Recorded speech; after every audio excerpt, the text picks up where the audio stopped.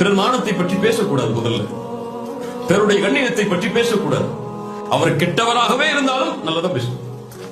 ஏன் உனக்கு தெரிஞ்சு 1000 கெடுதல் இருக்குன்னா அவருக்கு உனக்கு தெரியாமல் 1000 நன்மை அவர்கிட்ட இருக்கு, உனக்கு தெரியாது. அவருக்கு தாடி இருக்காது, ஆனா அவர் தஹஜ்ஜுத் தொழுவார், உனக்கு தெரியாது. அந்த பொண்ணு நிக்கா போட்டுக்க மாட்டா, ஆனா எந்த ஒரு ஆண் டைம் பேசாம பேஸ்புக்ல இருப்பா, அது உனக்கு தெரியாது. நிக்கா போட்டுக்க பெண் பல பேர் அதை செய்யறாங்க. தாடி வச்சிருக்க பல பேருக்கு தஹஜ்ஜுத் இல்ல. உனக்கு இல்லாத நன்மை அவரிடத்தில் இருக்கும், நீ அதை பத்தி நினைக்காத. முதல்ல பேசக்கூடாது பிறருடைய மானத்தை பற்றி. இரண்டாவது, இந்த ஹதீஸிலிருந்து பேசப்படும் சபைகளில் இருக்கக்கூடாது. பேசப்படும் சபைகளில் இருக்கக்கூடாது. அப்படி இருந்தால் சும்மா இருக்கக்கூடாது. மூணாவது சட்டம், ரத்த திருப்பிடணும்.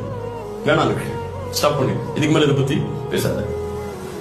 இன்று இந்த 3 தன்மையை யார் செயல்பட்டு நடக்கிறாரோ அவரை அல்லாஹ் நாளை வறுமையில் நரகத்தில் இருந்து பாதுகாப்பான்.